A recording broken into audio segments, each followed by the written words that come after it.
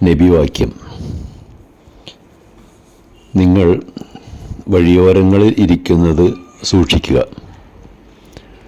അപ്പോൾ ശിഷ്യന്മാർ ചോദിച്ചു, ഞങ്ങൾ പല കാര്യങ്ങളും ചർച്ച ചെയ്യാറുള്ളത് അവിടെ ഇരുന്നുകൊണ്ടാണല്ലോ.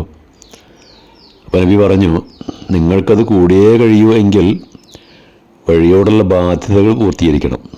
അവർ ചോദിച്ചു, എന്താണ് വഴിയോടുള്ള ബാധ്യതകൾ? നബി പറഞ്ഞു, നിങ്ങൾ ദൃഷ്ടികൾ താഴ്ത്തുക, സലാം പറയുന്നവർക്ക് സലാം അടക്കുക, വഴിയിലെ തടസ്സങ്ങളും മറ്റ് വിഷമതകളും ദൂരീകരിക്കുക, നന്മ ഉപദേശിക്കുക, തിന്മ തടയുക. വഴിയോരങ്ങളിലും നാൽക്കവലകളിലും ചായക്കടകളിലുമൊക്കെ ഇരിക്കുന്നവർ ചുറ്റും കൂടിയിരുന്ന് പല കാര്യങ്ങളും സംസാരിക്കാറുണ്ട്, ചർച്ച ചെയ്യാറുണ്ട്. അവിടെ ചിലരെപ്പറ്റി അപവാദങ്ങൾ മെനഞ്ഞുണ്ടാക്കുക, ഊഹാപോഹങ്ങൾ പ്രചരിപ്പിക്കുക, അതല്ലെങ്കിൽ വഴിയിലൂടെ പോകുന്നവരുടെ കുറ്റങ്ങളും കുറവുകളും പറയുക, അവരെ പരിഹസിക്കുക, പരദൂഷണം പറയുക, സ്ത്രീകളെയും പെൺകുട്ടികളെയും കളിയാക്കുക, കമൻ്റ് അടിക്കുക, ഇങ്ങനെ വഴിയാത്രക്കാർക്ക് ശല്യം ഉണ്ടാക്കുന്ന പല പരിപാടികളും നടത്താറുണ്ട്. അതൊക്കെ തികച്ചും തെറ്റാണ്, പാപകരവുമാണ്.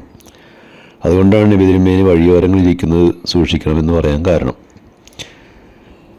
പ്രവാചകൻ ശുഐബ് നബി തൻ്റെ ജനതയോട് ഉത്ബോധിപ്പിച്ചുകൊണ്ട് ഇപ്രകാരം പറഞ്ഞതായിട്ട് ഖുർആനിൽ പറയുന്നുണ്ട്: നിങ്ങൾ ജനങ്ങളെ ഭീഷണിപ്പെടുത്തിക്കൊണ്ടും ദൈവമാർഗത്തിൽ നിന്ന് അതിൽ വിശ്വസിച്ചവരെ തടഞ്ഞുകൊണ്ടും ആ മാർഗത്തെ വക്രീകരിക്കാൻ ആഗ്രഹിച്ചുകൊണ്ടും നിങ്ങൾ വഴിയോരങ്ങളിൽ ഇരിക്കരുത്.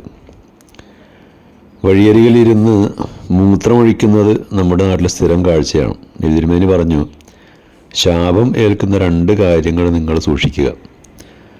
അപ്പോൾ ശിഷ്യന്മാർ ചോദിച്ചു, ഏതാണവ? നബി പറഞ്ഞു, ജനങ്ങൾ നടക്കുന്ന വഴിയോരങ്ങളിലും വിശ്രമിക്കുന്ന തണലുകളിലും വിസർജനം ചെയ്യുക എന്നതാണവ.